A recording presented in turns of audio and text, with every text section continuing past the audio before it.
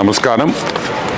ఈరోజు MLC YCP MLC Chandrasekhar Reddy ఈరోజు ఆయన రాజీనామా చేస్తూ ఆయన వివిధ కారణాలు ఎందుకు ఆయన రాజీనామా చేశాడు అనే విషయాన్ని చాలా సుదీర్ఘంగా ఒక 32 నిమిషాలు ఒక ప్రెస్ మీట్లో పదే నారాయణ గారి పేరు ప్రస్తావిస్తూ మా సారు మంత్రి నారాయణ గారి పేరు ప్రస్తావిస్తూ నారాయణ గారు ఆయన ఏదో గన్ను పెట్టేసి బుల్లెట్ దింపుతానా లేదా నువ్వు రాజీనామా చేయకపోతే అన్నట్టు కథలు అల్లి అతను ఈరోజు ప్రెస్ మీట్ పెట్టడం జరిగింది. ఈరోజు మేము సూటిగా ఒకటి అడుగుతున్నా, 2019 వరకు అసలు నువ్వు రెడ్ క్రాస్లో మెంబరే కాదు. అసలు నీకు రెడ్ క్రాస్ యాడుందో తెలియదు, రెడ్ క్రాస్లో ఏం చేస్తారో తెలియదు. నువ్వు 2019లో రెడ్ క్రాస్లో మెంబర్ అయ్యావు ఫర్ ది ఫస్ట్ టైం. ఒక్క డ్రాప్ బ్లడ్ ఇచ్చావా ఈరోజుకి? ఒక్క డ్రాప్ బ్లడ్ రెడ్ క్రాస్కి ఇచ్చావా అని మేము అడుగుతున్నాం. ఈరోజు 2019లో నువ్వు రెడ్ క్రాస్లో మెంబర్ అయ్యి నువ్వు ఏదో ఉద్ధరించినట్టు, నువ్వు ఏదో చేసేసినట్టు, అసలు రెడ్ క్రాస్ నువ్వే మోసినట్టు, అసలు రెడ్ క్రాస్ బిల్డింగ్లు నువ్వే కట్టినట్టు, నువ్వేదో పెద్ద రీసెర్చ్ ఫెసిలిటీ పెట్టినట్టు నువ్వు మాట్లాడావు. అసలు గతం మర్చిపోతున్నావు చంద్రశేఖర్ రెడ్డి. మీ నాయకుడు మీ హాఫ్ టికెట్కి ఎట్ట మైండ్ దొబ్బింది, నీకు కూడా మైండ్ దొబ్బినట్టుందని కూడా ఈరోజు మేము ప్రశ్నిస్తున్నాం. మేము ఈరోజు అడుగుతున్నాం, రెడ్ క్రాస్ స్థాపించింది ఫస్ట్లో నెల్లూరులో రామచంద్ర నాయుడు, డాక్టర్ సివి సుబ్రహ్మణ్యం వాళ్ళు ఆ రోజు 5 లక్షల రూపాయలు ఖర్చు పెట్టి ఈరోజు రెడ్ క్రాస్ని ఈ స్థాయికి తీసుకొని వచ్చారు. వాళ్ళకి మీకు తేడా ఏం తెలుసా? రెడ్ క్రాస్లో ఎప్పుడు రాజకీయాలు లేవు. అసలు నువ్వు ఎట్లా రెడ్ క్రాస్ ప్రెసిడెంట్ అయ్యావు చెప్పు? Maithili school owner Manohar Reddy panel గెలిచింది, నువ్వు వెన్నుపోటు పడిచి మైథిలి స్కూలు ఓనర్ని వెన్నుపోటు పడిచి నువ్వు ప్రెసిడెంట్ అయ్యావు. అసలు నీ ప్యానెల్ కూడా గెలవలా.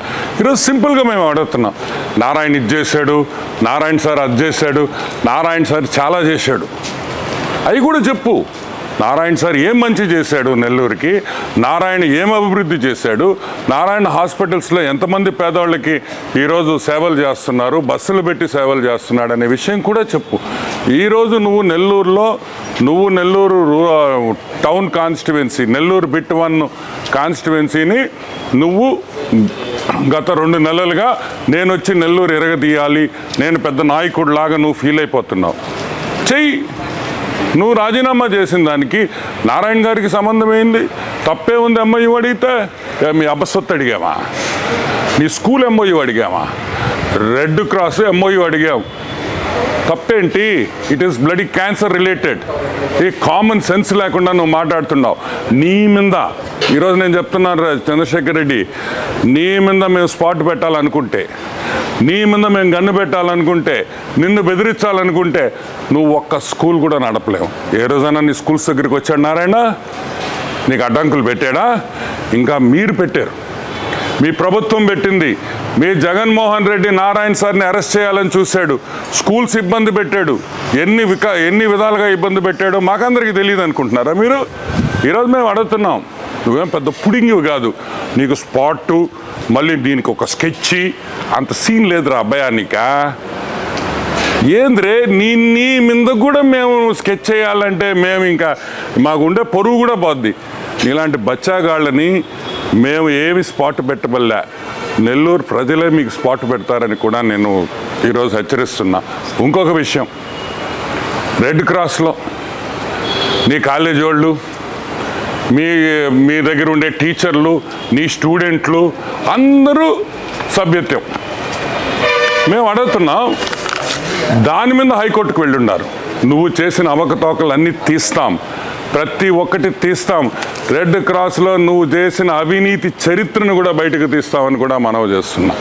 ఇంకొకటి కూడా, ఇది ఓన్లీ వార్నింగ్. నువ్వు చదువు చెప్పే అయ్యోరువి, మా నారాయణ సార్ చదువు చెప్పే అయ్యోరు, నువ్వు కూడా చదువు చెప్పే అయ్యోరు. కాబట్టి ఈరోజు చాలా డీసెంట్గా మర్యాదగా మాట్లాడుతున్నా. దయచేసి ఇంకొకసారి నారాయణ సార్ నిన్ను బెదిరించుంటే 100% ప్రూఫ్తో రా. ఇంకొక విషయం, అన్నీ తీస్తాం, రెడ్ క్రాస్కి నారాయణ సార్ న్యాయం చేస్తారు. రాజకీయాలకి అతీతంగా రెడ్ క్రాస్ పనిచేస్తుందని కూడా నేను మీ అందరికీ మనవి చేస్తున్నాను. ఈరోజు ఈ దరిద్రం పోయింది కాబట్టి రెడ్ క్రాస్కి మంచి రోజులు వచ్చినాయి. నెల్లూరు రెడ్ క్రాస్ ఇంకా కూడా డెవలప్ చేస్తాం. అవసరమైతే ఇంకా కూడా ఇప్పుడు ఆల్మోస్ట్ 1.5-2 సంవత్సరాల నుంచి అసలు నిధులే లేవు, డొనేషన్లు లేవు, దాతలు లేరు. తిరిగి దాతలను తీసుకొని వస్తామని మనం చేస్తున్నాం.